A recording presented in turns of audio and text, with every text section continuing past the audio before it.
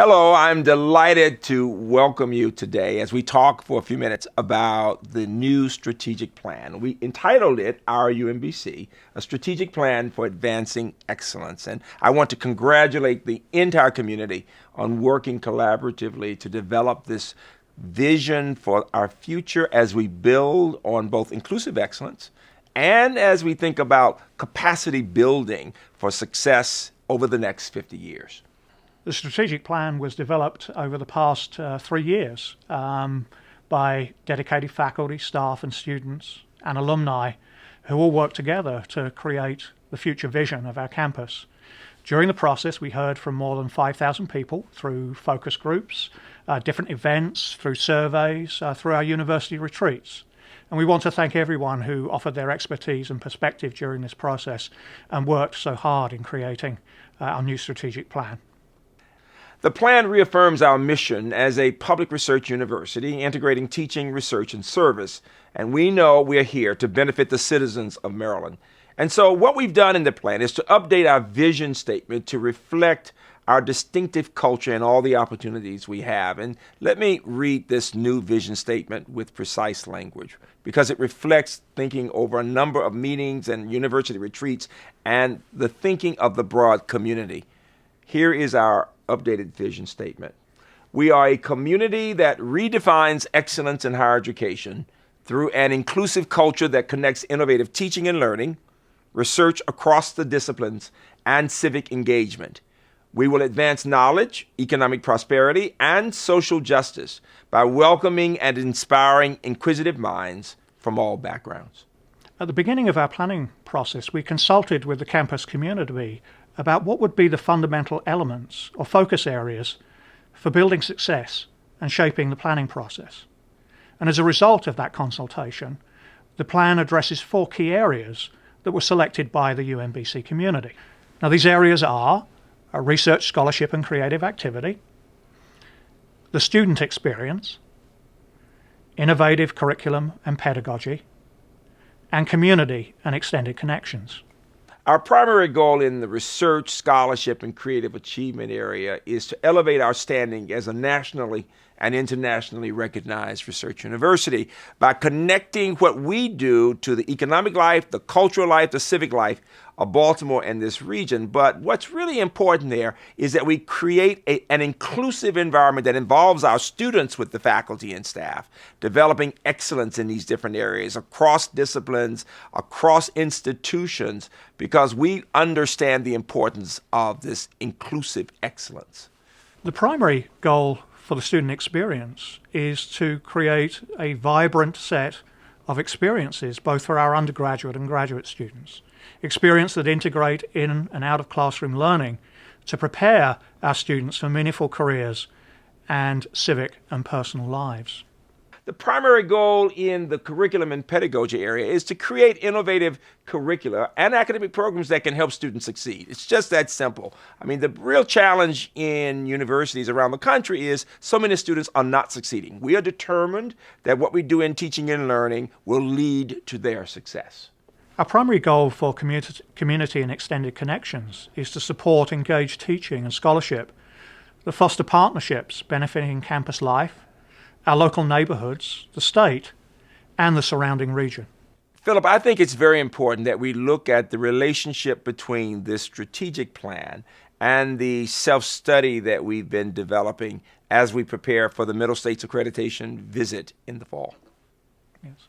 Well, right from the very beginning, we've tried to integrate as closely as possible our strategic planning activities and those used to create the self-study for our Middle States accreditation. For example, many of the research questions that we used in our strategic planning were also used and answered in our Middle States self-study. I appreciate that because when the visiting team comes, they will want to know the extent to which a variety of people across the campus have been involved in looking at ourselves, in assessing our strengths, our aspirations, and our challenges, quite frankly. And so to the extent that people read the documents and give feedback, we will be stronger and stronger. In consultation with our campus community, our vice presidents and deans are working on the implementation of the plan. This will involve setting multi-year priorities and identifying the necessary steps to achieve those priorities. Of course, we understand that the plan must be flexible and responsive to the changing landscape of our community and our society.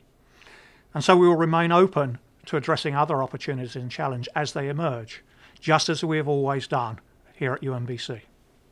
So as we go through this implementation of the plan, we'll continue to use the two principles that have guided us through the years that are consistent with our foundation, and that's protecting and maintaining the academic program, continuing to build it, quite frankly, and secondly, supporting people, the members of this community, our students, our faculty, and our staff, because the people of UMBC are central to the mission. So you really might ask the question, so why are Philip and I talking to you right now this way? Well, we wanted to make sure that you know just how important this strategic plan is.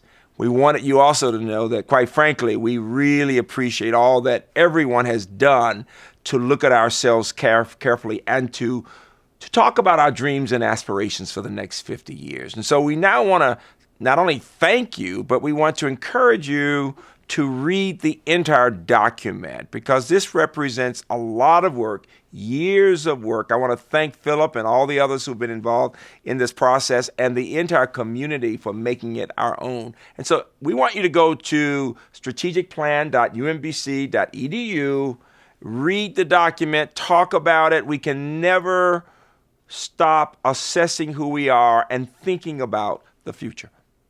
But the question for me really is, in all of this process, what has surprised you? People like to hear something either funny or different, all right? And what has encouraged you as you think about the process and where we are with the document at this point? Well, I'll start with what's really encouraged me. And of course, there are many things about the process. But I think one of the most wonderful things about the process as it emerged, and this is true of any of the groups that we talked to or consulted with or involved in the process, is that everyone was working and thinking in the best interests of the UMBC community as a whole. Mm-hmm. Rather than individual units, we're all an important part of this, but I think that was my most wonderful experience. It's an experience of this community here at UMBC, and what makes me very proud to be involved in this process and be provost here. You know, I appreciate that. I was thinking that with all these groups who have had a chance to participate, to agree, to disagree, what comes through is that people really do want what's best for the institution, that we do care about our students, which is so important, and we care about the people, and we want to find ways of attracting the resources to support the faculty and staff as we work to support students, whether in building the research of the campus or in the teaching and learning process. And what's really encouraging about that is that we know that we deserve and need even more funds. And yet, even as we talk to every group, what I sense was the hope that based on how far we've come, we can do so much more. Yeah. And that we can use our brain power, our love for each other, the sense of community to be much better than we ever imagined. There's something about that that's inspiring. And that's the point of this plan to me, that it can be inspiring to look at a 50-year-old campus that is dreaming to be great. We want to thank everyone in the UMBC community for sharing your aspirations and your truthful opinion about where we are as a campus. There's something about robust and honest conversation that leads to a better place. And so we look forward to continuing our conversations, and thank you. Thank you.